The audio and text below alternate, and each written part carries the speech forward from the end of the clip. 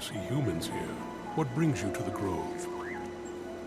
Truth is, I took a jig when I should have taken a jag. I was heading toward Lion's Arch. You're way off track. I bet you can't even find your mouth when you're hungry. Just joking.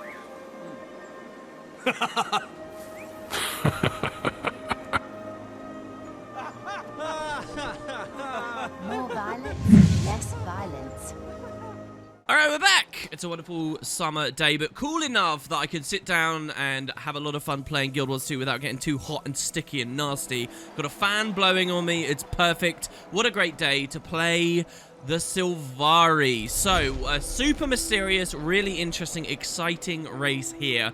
In many ways, as I've mentioned before, in my opinion, gives you one of the best examples and experiences in terms of cohesion of the entire story. Because the Sylvari are so deeply ingrained in the Elder Dragon concept. And obviously the entire point of Guild Wars 2 right now is to do battle with Elder Dragons. There are so many mysteries and strange things about this new race that only appeared on the surface 25 years ago. And we get all kinds of amazing insights here. So, let's do it. First choice we get to make is male or female. I'm gonna go with female. I've heard your cries, guys. Lots of people have wanted a female character. So let's make a female character. It's funny, actually, because I think the choices we're going to make here mirror the same choices I once made many years ago when I did a Guild Wars 2 LP that I kind of stopped halfway through. So we're going to make a Sylvari female. And now we get our choice of class. So you've seen a good range already.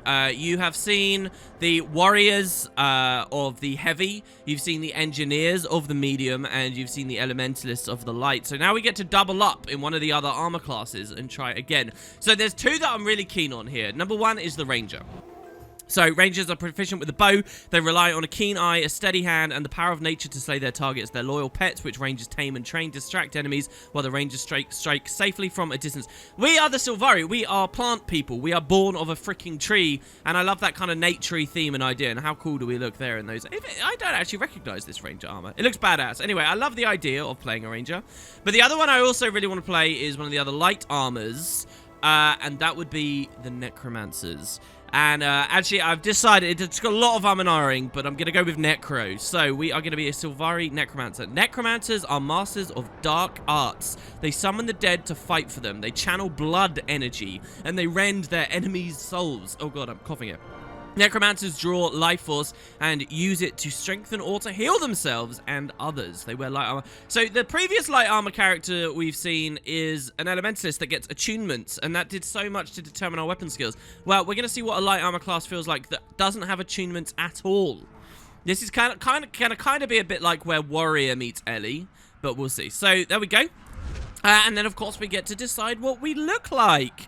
So I have a good idea of what I want to look like. First of all, though, I want to show off some unique Sylvari features for character creation that the other races don't necessarily get. And that's going to be found here in the skin pattern section. So first of all, this is what we look like. And we can toggle our gear on and off. We have these kind of white-looking leaves covering the unmentionables for modesty. But you get to toggle your armor. But you'll notice here there's one as well that says toggle lighting. And by clicking this, what we can actually do is put ourselves in the dark. And you might wonder, why would we want to put ourselves in the dark? Well, particularly this is interesting for the Sylvari. I guess it's interesting for all races because you can see how you feel under, you know, various lighting scenarios. But for the Sylvari, there's this added thing. So first of all, we get a pattern, okay? So you can pick a different, like, grit to our body. So here you can see there's kind of this pattern.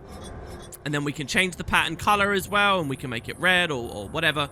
But also, if you notice, there is this section down here called glow, and we have a glow intensity meter.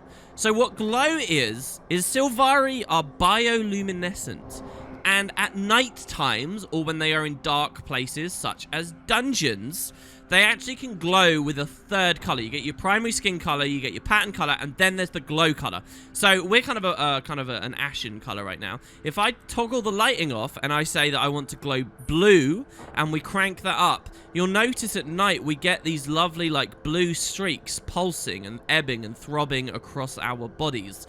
So here it comes brightening up, and then it will ebb away again. If I turn the light back on, You won't see any of that blue. This only appears at night, so it's a whole other dimension to Sylvari character creation. Really nice. It's one of those things where you'd be like, oh, I want the other races to have stuff like that, but it wouldn't necessarily make sense for the other races. I guess we'll see whether the MMO ever adds any new ones, and maybe they'll find a place for that. But yeah, the glow is interesting as well, in that usually you're going to be wearing gear, and it covers up a lot of the glow areas, so you're going to be very precise and careful. It's for that reason that often when I make a Sylvari in this game, I tend to favor the starting gear, because this shows quite a lot of skin, and I want the glow to be visible and evident, but you can do various faces that show more glow on there and whatnot. But there you go. So that's another side of the Sylvari character creation. There are obviously all kinds of other Sylvari specific hairs, just as there have been specific hairs for the other races if we had chosen one of those instead. So there you go, guys. I'm going to make a character now, and I'll see you all in a second. Alright, there we go. We might refine this a little bit more later when we have a total makeover kit, just like we've done in the past. But yeah, this is kind of nice. I don't know. I like the more anti-looking Sylvari, and I like the idea of going for the red one. I've never really had one before. But with some nice green tints, so you can see how the green sort of blends up her back and stuff here. I like this. I think this looks good. Okay, so there we go. This is our Sylvari Necromancer. Let's get into the talking points and the finer details of our story. So... a necromancer's closest companion is death. In acknowledgement of this, I mark my face with a symbol of a what? So as a necro, this is our choice. It's going to change our starting headpiece. So we've got the trickster demon looks like this. Kind of fits our face. You've got the skull looks like this, or the ghostly wraith looks like this. Trickster demons from the mists find ways to enter our world to tear it apart. I too am a destructive force, and all shall fear me. This is interesting. I don't think we've ever really encountered a trickster demon in the game itself, but yeah, we hear about those. You've got skull. I respect the traditions of necromancers that have gone before me. I mark my face with the symbol of a skull to remind me that even the greatest die eventually. This is interesting because as the Sylvari, we've only been alive 25 years. And there will have been a few necromancers before me, but it's an interesting thought that this maybe doesn't fit very well. Or it fits super well, because as we know, the Sylvari don't really have a great comprehension of death right now. That's, I guess, what our story will be. We will be a Sylvari trying to understand death. And then, because like we've seen we don't even know if they die of old age. And then lastly, we've got the ghostly wraith. A wraith is a creature of energy, and its cunning helps elude its enemies. What you cannot see can kill you. This is kind of a sneaky kind of necro. I actually like the way we look with this one the more. So let's go with our fascination with the death, the skull. And obviously, this is just a headpiece that we can toggle off as well. But there we go. Okay, cool. So, now we get our personality. Trouble may overcome me, but I use my what to overcome it. I think that dignity is the best here. I mean, charming works as well, but we're a necro, so I'm dignified even when I'm up to my ears in mud. It's what made people respect me. I'm a serious, thoughtful demeanor, and that's the route to success. I like that. I think that, yeah, as the Sylvari, we'd be very thoughtful, so we'll have dignity. And now we get our story. So, interesting thing, minor spoilers for about 2 seconds in the future. We, as a Sylvari, are not even alive yet. So, if you make a human, you're like a human living in a human world with all human things going on. However, as a Sylvari, that's not true. We don't even exist. So, when it comes to the biography questions, we don't really get to pick, like, stuff that's happened in our past to influence our future. So, we have simply this, that we have dreamed of a quest that calls me to action. It was the vision of the what? And you might be wondering, dream what? We're not alive yet, but we've dreamed. Don't worry, those are mysteries you should be wondering about and will be answered very soon. So what was our dream, guys? Of a white stag, a green knight, or a shield of the moon? So the shield of the moon. The moon is a powerful symbol of healing and magic. Any who dream they're protected by the moon shall know of faith and fortitude. I hope I'm worthy of such a vision. So, when I first played this game, I loved this choice, and I really wanted to pick this because... I find the moon fascinating. In any fantasy RPG, I'm always curious what the people of their planets think about the celestial bodies that orbit them. And we don't really get much interior about the moon. So I like this, but I'm not going to go with that story here. The other interesting one here is the White Stag. This is probably the fan favorite story. The White Stag is a creature of enchantment, an immortal beast with great power. It's said that the stag will trade a magical boon for its freedom if I can catch it. This story has a really fascinating insight into one of the enemy factions in the game and really gives you some nice shades of grey and demonstrates how sometimes your enemy factions, they're not pure evil, they're just ideologically different to you.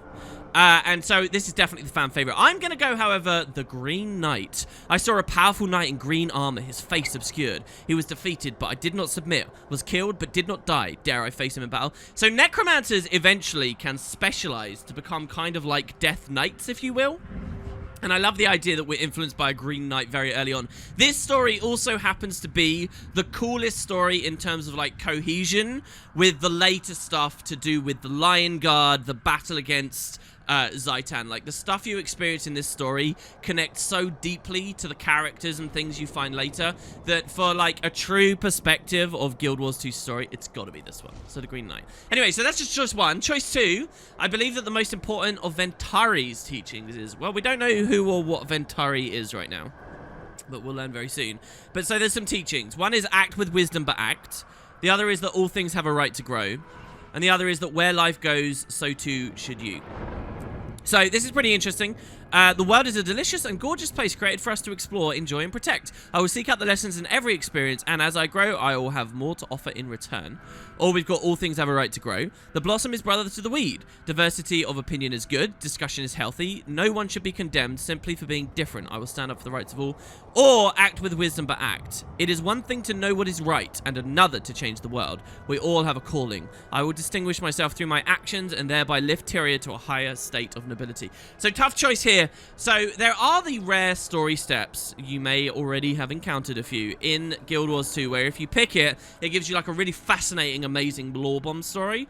And if you pick Where Life Goes, So Too Should You is absolutely one of those. If you pick this, it gives you this amazing insight into a cool side of the Sylvari, but currently is not relevant at all for any plot anywhere else. So as amazing as this is, we might just do this in a bonus series at some point. Instead, what I'm actually going to pick is act with wisdom, but act. Again, because this is the one most tightly connected to everything else. So, and besides, I like the idea that, you know, we're inspired by a knight, we're a dark, Necromancer-style character that believes in action. That puts us right on the path to the Reaper later on. So that's really, really cool. Act with wisdom, but act. And finally, the Pale Tree awakened me during the what? So Sylvari are born during different times of the day, and depending on the time of day that they're born, that can affect their character. So we have the cycle of, and I love the concept art for these boxes, right? We got the cycle of dawn, the cycle of noon, dusk, or night. So dawn. Sylvari awakened at dawn and natural talkers, diplomats, forward thinkers. We are intimately connected with our surroundings and markedly empathetic toward all, even other races. Well, that's okay. Maybe not very necromancery. Cycle of noon. Sylvari awaken midday, solve problems by attacking them head on. Well, this is kind of night-like. We are the warriors, the hunters, the travelers who experience life firsthand and enjoy the rush of taking risks in order to feel truly alive. This matches really well with the idea that we should act with wisdom but act, right? There's the cycle of dusk. Sylvari awakened at dusk are naturally curious and thoughtful. We love to learn and spend time reading and studying. We're intelligent and drawn towards the luscious complexities of magic. Well, this fits more with our class and maybe some of the earlier picks. And then lastly, the cycle of night. Sylvari awakened at night are secretive, cautious with information. We make our own decisions and we come and go as we please, nimble of mind and body. So these are like the stealthier, this is what I always imagine for like the thieves and things. So this is tough. I think we're either noon or dusk. I'm gonna go... Let's go noon. Let's go noon. I know that we're like a caster and intelligence and playing with magic and things is a big thing, but let's go noon. I like that idea. Okay, here we go. So there you have it. Though trouble may follow me, I overcome it with dignity. The Pale Tree awakened me during the cycle of noon, and the most important of Ventari's teachings is to act with wisdom, but to act. While in my dream, I dreamed of the Green Knight, and I'm called to find him. A necromancer's closest companion is death. In acknowledgement of this, I mark my face with the symbol of a skull, and this is my story. So, I actually already recorded a ton of stuff and lost it all, so we're not going to mess around with the name for ages here. I already know what I want to call her. So, a lot of Sylvari naming conventions are kind of Arthurian-based, and so I went to an Arthurian name generator on the internet for female names, and I found one that sounds a little bit like cauliflower. Boom, Cariflower. That's our name. I know you guys love it. No criticisms here. Cariflower. So, this is it, guys. We're going to enter. Now, as I've mentioned many times, there are a lot of questions about the Sylvari. A lot to know about, a lot to answer. And in some ways, I really do consider this the main through-line story of the game. Even just last episode, we were wondering what the hell even is a wild hunt. Well, it's time to find out about this very curious race. So you can see how heavily Elder Dragon geared they are straight away. I am Sylvari. 25 years ago, my people first appeared in Tyria. The Pale Tree flowered, and the firstborn awakened. The dream contains my race's memories. We gain awareness here, and then awaken into the world. The dream fills me with knowledge, and is my connection to others. It is my inspiration, my guiding light. While here, I have discovered my purpose, to face evil and destroy it. Even now, I sense my destiny calling me to awaken. My time is soon. Nature and goodness are under siege. All life hangs in the balance. If Tyria is to survive, it will need us. If we fail, the dream will be consumed by nightmare, and Tyria will wither and die. I dream of battle. The voices of my people whisper of warfare and the storm of combat.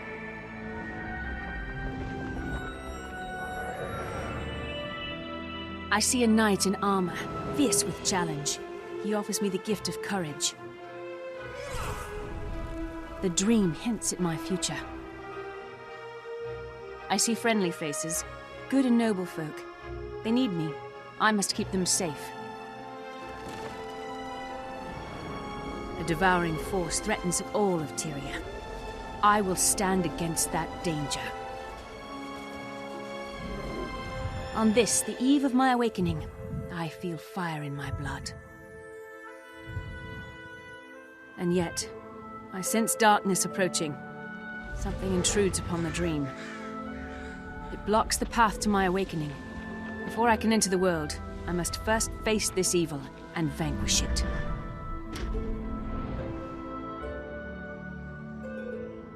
I am summoned by the dream.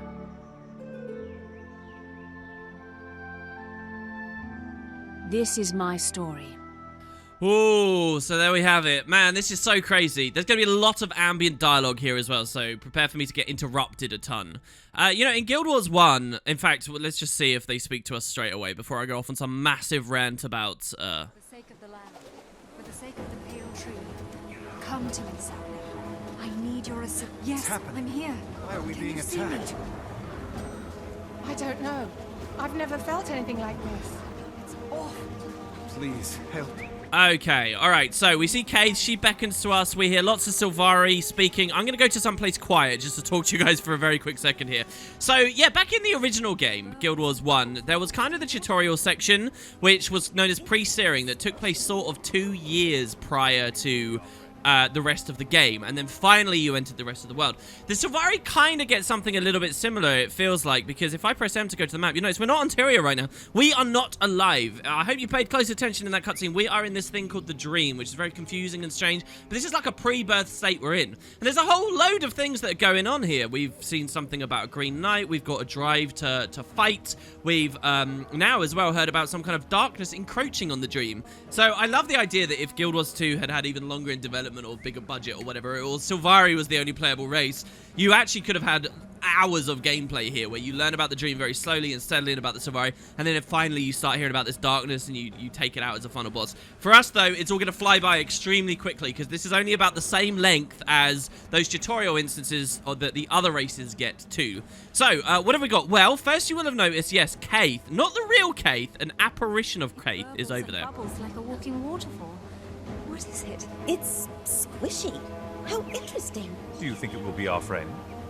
So, in addition to Kaith over there, we also have a ton of other dreaming Sylvari, unborn Sylvari, just like us. And from the cutscene, it feels like we're almost ready to visit Tyria, so we're probably a little bit more mature than these other ones. But they're curious about things, so there are visions being sent into this dream here. Like this Quaggan, for example. And we, of course, know who the Quaggan are, but these Sylvari are new to the world. They're very curious. They don't know what this stuff is. Hello, Sunshine. Did you see this? I'm not sure what it is, but it's delightfully strange. Very interesting. Excuse me. I'm needed elsewhere. So, yeah, there is combat music. There is a bit of intensity. The game's trying to do two things at once right now. Let us just explore and have fun and see stuff, but also in this, like, intense adrenaline moment. It's a bit weird. But, yeah, so there's a Quaggan. We can't interact with a Quaggan. All we can do is see it. Basically, what this is Sylvari that are out in Tyria are constantly feeding knowledge back into this pool, this dream, with which we can kind of take a bucket of, and that shapes and influences us before we're born. So we learn about that. You just saw some ghosts of some little human children running around. Such a small seed could begin such a very large journey. And over here we have another really important thing. Never leave a wrong to ripen into evil. Or so. Here we see a character called Ventari. It's a centaur. So the story here is that the tree with which we are like being born from, as the tree itself was growing, it was being tended to by this centaur here, very long-lived and he was a pacifist. He was actually a character you could meet in the original game, but as he preached to people around him, the tree took on his lessons. And the tree took on his lessons, so the Sylvari took on his lessons. So those things we chose in character creation. Cannot expect the world to give you peace. You must find it within yourself. So those choices we picked, they were teachings from this guy. And we can sit here with our fellow unborn Sylvari, learning from him and being influenced and shaped by him. That's a huge aspect of the Sylvari, that they were shaped by him. Who knows what we would have been if he wasn't tending the tree, right? Act with wisdom. So look, they're even parroting what he says there. So that's great. And yeah, we've got a little juvenile Fernhound here from another new player. That's actually just a play. You always find tons of other real players here in Sylvari character creation. I don't know why. I always feel like it's always so populated.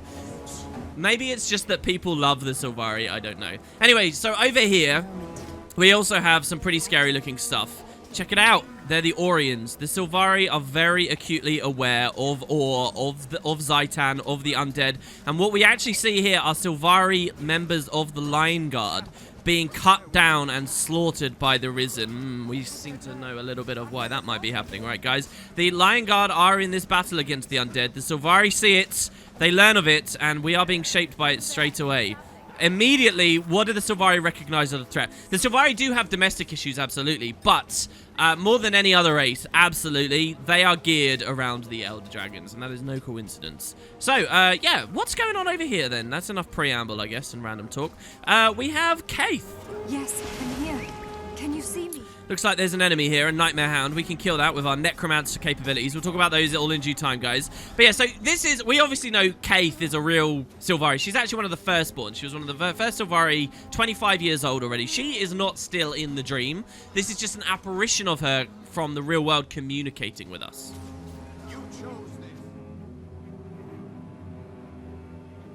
Dreamer, I am Keith. I need your help. Can you hear me where you are within the dream? Within the dream? What does that mean? Why do you look transparent? I am Interior, a land far away. Soon you'll awaken here, but for now you live in the dream. I can't explain right now. We must hurry. Something is poisoning the dream. Poisoning the dream? Of course, I will do whatever I can to help you. But why me? Your spirit is strong. Do not underestimate yourself. Head to the far embankment, and I'll meet you there. Well, so we're immediately on a quest, and this is not to do with the Green Knight we have seen or whatever. So, Keith, be brave, sapling. There is a darkness here, a poison intruding on the dream. You must show courage and be a beacon in the darkness. I will do my best. What challenge awaits me? Foul creatures infest the nearby jungle. We must find their source and exterminate them. Do you have wisdom to share? Tell me more about the dream. All Sylvari start their lives here, taking sustenance from the memories of the many who have awakened before us. Memories? Whose memories? Memories of other Sylvari, of those who have already awakened. You are fed upon transparent visions of things past, things that can and will affect your future. So is this stuff that will affect our future? Sylvari Lion Guard getting cut down by Risen? What's happening? Why are we being attacked? I don't know. I've never felt anything like this. It's awful. Please, help. Okay, so here we see another unborn, Mercedes. She says, help me, I don't understand what's happening. Why is there so much pain? What is going on? And because we picked dignity, I guess we get the dignity option here. The dream is under attack. Stop quaking. Stand and fight. I can't fight. I'm too young. I'm too afraid. Then stand aside and let me fight for you, we say. All right, don't worry, saplings. We will be fine. Okay, so, yeah, let's progress on. I wonder if there's any... You know, I've never really taken massive time to fully, truly explore this area of the start of the Sylvari area. Because it's so weird and mysterious, because, like, this is not anywhere interior that we really recognize, you know? So it's just kind of a strange place to explore. All right, let's just move on up the path, I guess, here. So, as a Necromancer, we do get an axe, if you check this out. But we don't, this dull hatchet, but we don't attack people with it like a warrior might. We just use this as a focus, a conduit for magic. So, we actually have a lot of range. We use this skill here, Rending Claws. Slash your foe twice with ghostly claws to make them vulnerable. And vulnerability increases the damage we do on layer attacks. So, Necromancer is very attritive in nature, so the more we attack, the more we just scar them up, condition them up, and then hurt them more and more and more and more. So, yeah, that's axe. We kind of use magic through the axe. We're not actually going to be hitting people with it, which is kind of a nice change. Warrior, of course, did sit. We saw how Warriors used axe. Necromancer gets to use it in a totally different way, and that's part of the what makes Guild Wars 2 special. All right, hey, Keith. This way. Those hounds are an aspect of the poison. Our foe must be close now. Okay, an aspect of the poison. That's very curious. More dead dreamers. Oh, my God. I know it looks grim, but you must press on. Our future is in your hands. I know it looks grim, but This is basically like a serious crime, isn't it? That's unbelievable. All these people cut down before they could even be born. Unbelievable. All right, so we'll take out this hound here who's attacking us. And we need to head to this bridge. So, you will notice here that there's a broken bridge in front of us. And if we speak to Abloris... I'm ready to go. Oh, no, he's rebuilding it now. Oh, interesting. There you go. Okay, so here is once again a moment where we can defend the bridge. the poison is at its strongest in the clearing beyond. Have courage. And we can protect this guy as he rebuilds, regrows this. To fight the nightmare beast. I'm sure she could use you there. Ah, don't worry, I will. You better hurry. They already went over the bread. I'm sure the bridge. Sorry, the bread. I'm sure they need you. So yeah, this was a moment like defending the garrison and whatnot, where you can stop and watch the bridge be built. We saw a little bit of this back in Guild Wars 1 as well. Bridges being built like that, but that was more to do with the druids than the Sylvari, who didn't exist back then. Hurry, Sapling. Be ready for anything. All right, what's going on, Kate? Swiftly now. We must end this corruption. So here you'll notice, by the way, we missed a line of dialogue. Keith is now fully in the dream. She's no longer a ghost. She is 100% corporal. She actually stops here and she sheds the mirage state of herself. She says, I will fight by your side fully. So what they've demonstrated here right at the start of the game is Sylvari can communicate with the dream and even return to the dream. Through what capacity they can do that and how they accomplish that, we don't know. But yeah, Keith has come from Tyria now back into the dream to help defend it. From this mysterious shadow, this corruption that has infested it. Trust your instincts. I think we missed a tiny little bit of dialogue here. I really wanted to get to that bridge while it was still being attacked. But oh well. Okay, so Nightmare Hounds. Let's take these out. Not a big problem. Another dynamic event. Victory is a breath away. Seems like it might be. Good stuff, Keith. Okay, so we'll take them out. Here's a sinister Nightmare Hound. Looking quite scary. Obviously a lot tankier. We can take it out with our axe though. And another one here. The bar's almost full. And there you go. Defeated the Nightmare Hounds. Sweet. And of course, it's obviously time for a boss. And look how cool this guy is. This is actually my favorite of the bosses from the start of the game. This dude is so awesome.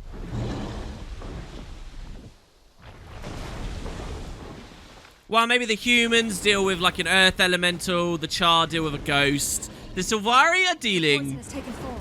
Quickly, destroy it while we can. With a freaking dragon immediately. How cool is this? So Keith is actually down there clawing away at its foot. We get 3 attack points. You get its right hand, its left hand, or its head. If you attack in the right place, you'll actually be able to... so here it looks like he's defending himself or something. If you attack in the right place, you can actually attack both at once. Here we can't attack his head anymore, it seems, so we can only go for his hand. And yeah, we've got to be cautious. He does have a lot of dangerous attacks. This guy is actually one of the more deadly bosses because unless you dodge perfectly, we're out of range again here. Like with this fist, I kind of want to... Destroy the nightmare before it takes root. I kind of want him to hit me. Unless you dodge perfectly, he can knock you back and get you quite low here. So I got knocked back there by walking him straight into his hand, which is a bit dangerous. More Nightmare Hounds attacking as well at the same time. Let's get back round in front of him. And yeah, it seems good. We've got another player over there. Defend the dream. Be gone, monster. Oh, she calls it a monster. We're fine, don't worry. So, truly heroic start to the game here. And luckily we've had the assistance of this dude that's killed the dragon much quicker than I would have thought. It's finished. The dream is safe from this poison, thanks to you. See each other again. And so there you go. In case you didn't hear that, Keith said we will see each other again, and with the defeat of the monster, we are born. Where am I? I was fighting a great evil. Are we safe? Keith? Where is Keith? Steady, sapling. You just woke. You were calling out in your dream. Keith was just here, but she had to go speak to the Pale Tree. She and I fought side by side against a poison in the dream. I saw the shadow of a terrible dragon, and I felt the dream call upon me to defeat it. By the tree. A wild hunt so soon, and such a momentous task. To be a valiant of the wild hunt is a difficult charge. Bear this calling with pride.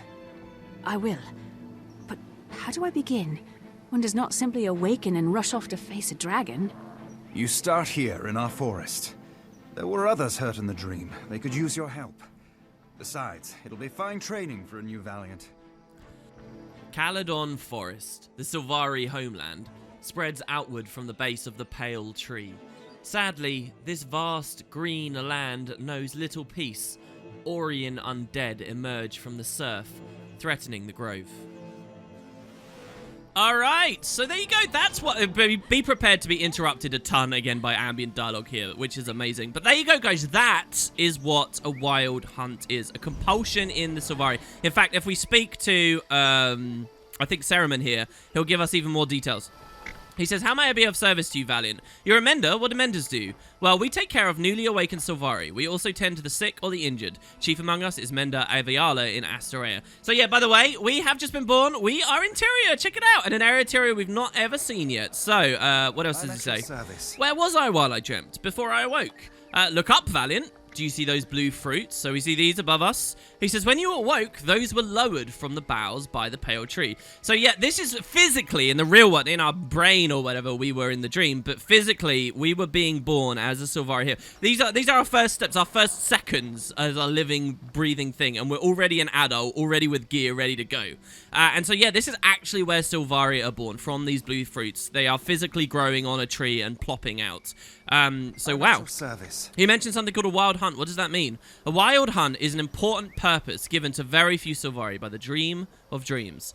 Are all newly awakened Sylvari called to a wild hunt, we ask? He says, not at all. It's extremely rare to awaken with one, much less prominent as a hunt as yours. You are quite exceptional.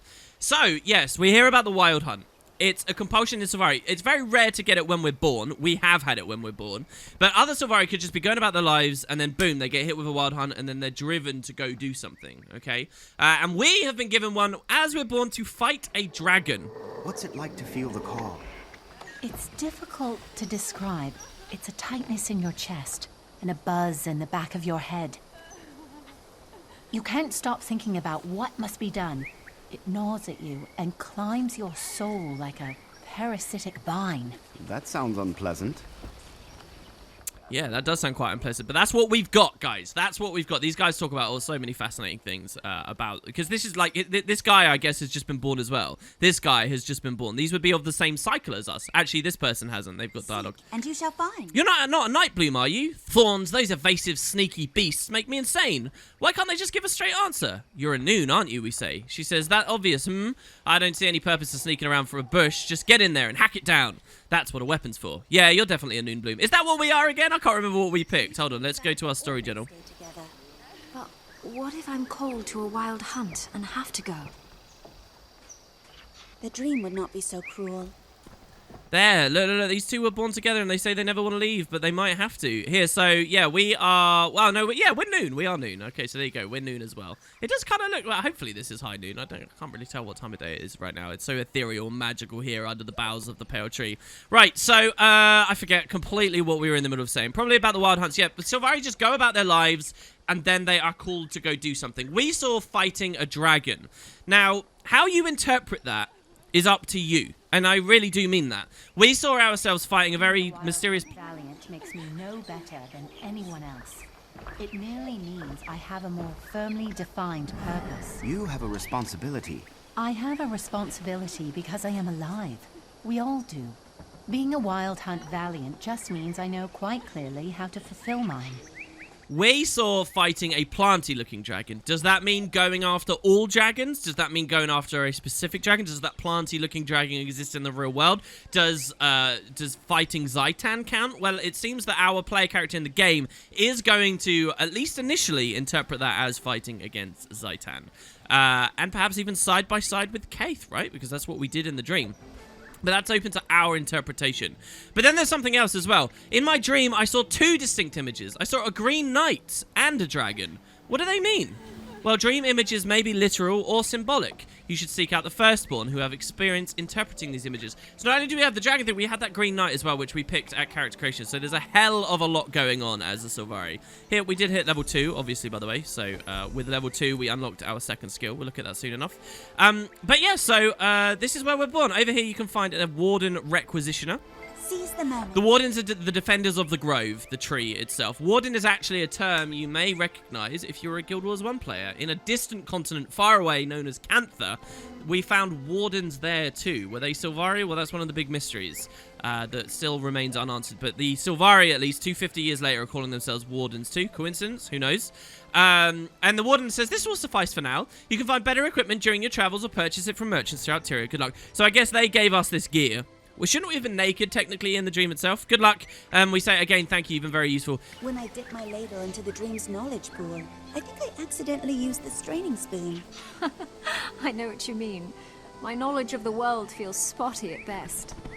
Oh, to be omniscient. I haven't the slightest idea how to cook, but I know a word like omniscient. The pale tree sees all. We must believe she showed us exactly what we need to know. This is so fascinating and curious. I love the idea of survival. We're born as adults, but with like a random hodgepodge of information that we know about the world. Like, just the idea of being a child and like going to school and stuff would be weird to this race, right? They're just not gonna have the perspective. But yeah, the dialogue here kind of seems to suggest that maybe this was a feature to buy your first gear once, because it says, again, thank you. I don't know. The implication, though, is this person gave us our gear, which is nice. Okay, so you got those two saplings. There's still one more really cool bit of dialogue I'm kind of waiting around to trigger here while we speak to... It's obvious to me. Why else would we have started awakening if it weren't to fight dragons? This is it. Humans have a concept called coincidence. It means two events that appear related but are not. Then why do I feel the call to fight them and their creations? Humans have another concept called mystery. There you go. So that was the dialogue, right? As I was talking about it triggered. Yes, it's very strange. The Sylvari are super geared about fighting the dragons, but have you guys found it curious that the second the Elder Dragons awoke to ravage the world, also this race appeared out of nowhere to fight against them? Is it a coincidence? Well, certainly this sapling seems to think so. And yeah, that should be on the forefronts of your minds as we go forwards. So yeah, well, I guess the last person to speak to here is Roland. Seize the moment. Oh my god, hello. It's absurd. How are we expected to relate to other races when we're so different? We have a horrible disadvantage. What do you mean? We're closer to vegetation than to the other races in Tyria. We can never experience their kinds of sicknesses or death or things like hair. Well, we have hair too. It's not the same. Our hair is flora. We can learn about others, but we cannot know them like they know each other. I feel out of place in this world. We feel what they feel. And that's enough, we say. So yeah, immediately you guys see this is so distinct to like traditional elven fantasy race, if that's why you picked this, and I think that's so good. It gives Tyria such a unique identity. But there you go. A little bit about the Sylvari. To describe. It's a tightness in the plant life sure is flourishing in this weather, he says. Have you come to admire the scenery, or is there something I could do for you? How well have our people adjusted to the outside world? Well, we've made a name for ourselves despite our race's youth, and the new things we discover become a part of the dream for those within their pods. One thing that's really fascinating, I think most players don't think about with the Sylvari, guys, is... as Guild Wars 2 players, Guild Wars 2, the MMO, is 5 years old, and every year in the real world that passes, a year passes in the in-game timeline too, and the stories continue. So it's kind of fascinating, because the Sylvari are only 25 years old right here at the start of the game. By the time we get through all the expansion content, they've genuinely, like, respected for how long they've been on Tyria, grown up and matured a lot. Every year that goes by represents a lot to the Sylvari as a race. Like, there will get a point where the MMO is 10 years old, and they will get a point where the MMO is old enough that the majority of the existence of the Sylvari on Tyria is represented in-game. Just think about that. How crazy is that? You know, we've already had 5-6 years past, and that's only going to keep going. But here we go. So night has fallen, and we do have a scout. Obviously, the game has begun with us just thrown out into the jungles of the Caledon Forest on the Tarnished Coast, quite near. Here's the Grove. It's quite far south of us. I mean, the Grove is a huge tree, right? It is an enormous tree. This is the Grove that just dropped us out here, but the actual heart of the trunk is all the way down there. And actually quite close, if we scroll all the way over here, this is Rat Assume, so you can really see how close to the Asura we are, and why the Asura have interacted so much with the Sylvari. But yeah, so, what's going on? Welcome to Astoria. As you journey forth into the unknown, know that you are not alone. Seek guidance from those who make their homes here, and help them in their time of need. The path ahead is yours to choose. As you journey outward, you'll encounter amazing Asuran waypoints that For a small fee, allow you to rapidly traverse the land. I love the way she says, small fee, like, I don't want to have to pay that fee. So there's an enormous number of hearts and different things to do here. Expedition, eh? Normally I'm in, but that's right into the undead. Maybe they'll clear up before we get there. I think I'll pass. These guys at least seem a little bit scared of the undead. The undead also, by the way, there's multiple reasons why the Sylvari seem much more geared towards Zhaitan and the undead than the other races. And one of them is, if you actually just look, this is Ur. This is the risen nation of Ur right here. And so it's very easy for Zhaitan. As we know, it has undead ships that sail in cloaks of stealth and zombies that amble out from the seabeds.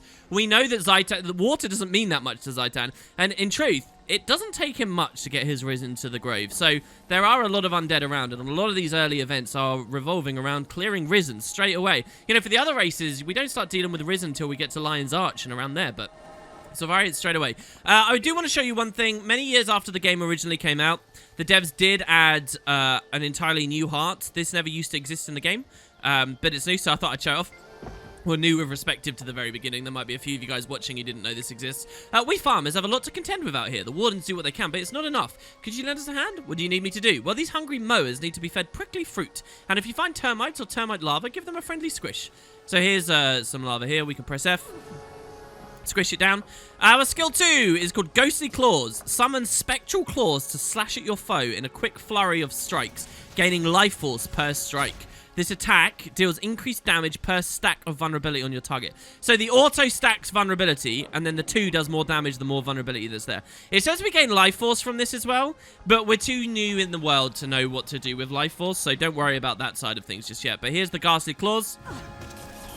We spin our axe out in front of us, and as it spins, it does crazy damage and blows the lava up. So that's really nice. But yeah, this is the Rhyme Garden. You got all these little Sylvari pieces of architecture. The Sylvari craft their lives out of plants, just as they themselves and their clothes and things are basically all made of plants too.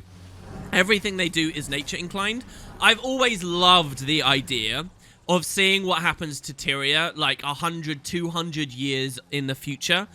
Whether eventually, and especially with the Sylvari's influence nearby to the Asura, can you imagine if the Sylvari went with a different tack and the dream influenced them all to sort of feel quite differently about nature and plants and things, and you had them as a plant race that, like, weird, almost paradoxically started using a lot of technology, and like they were, you know, you see what the Char have done to the world at the Black Citadel, right? Imagine if the Sylvari took on like those aspects culturally and like what they would do there. That would be so cool, and it's just like an interesting blend.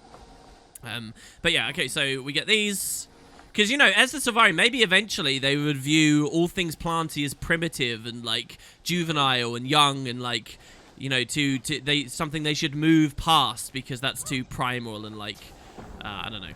It could be kind of cool. Well, how are we obstructed? This termite is obstructed somehow, and we can't kill him. That's a real shame.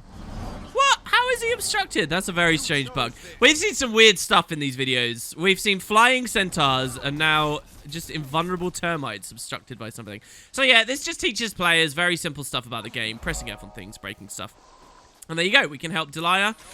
We get the completion. The farmers told me how thankful they are for your help. Their fields have been a lot healthier with less termites around. As a warden, I also give you my thanks. You've done us all a great service, she says. So we unlock her as a merchant here as well. Hardly a termite in sight. Thank you, Carriflower.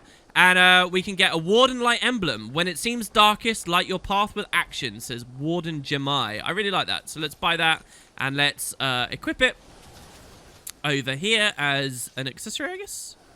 What slot does it go in? It's an accessory. Oh, I'm in combat still with the invulnerable termites, so we can't equip it. All right, well, so anyway, there you go. Yes, we could spend a lot of time here, and we will, indeed, wandering these areas of the Caledon Forest, but I know you're all keen on it. Let's go south. Let's go to the Grove and see exactly what's going on. Now, at this point in the timeline, Kaith, having been left on her own after the disbandment of Destiny's Edge breaking up 5 years ago, Kaith kind of just wanders the grove here among other firstborn and tending to the tree and saplings. So we got a lot to know. What was that craziness that was going on in the dream? What's going on with the Green Huntsman? And what do we have to learn at this beautiful, magnificent, beautiful thing known as the Pale Tree? I will see you guys. Oh, and we get to meet Trahearne too. Oh, there's so much good stuff. I will see you guys next time. Hopefully it will not be day. Come on, we're Sylvari the noon. We need to be day. See you guys soon. Oh, we do get our glow, though. Yay.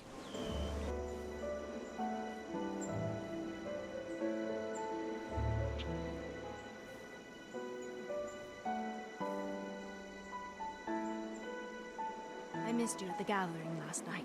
The Firstborn asked me to entertain one of the visiting dignitaries. I hope it was enjoyable for you. Entertaining an Asura isn't as easy as entertaining a Char. Food doesn't distract them nearly as long.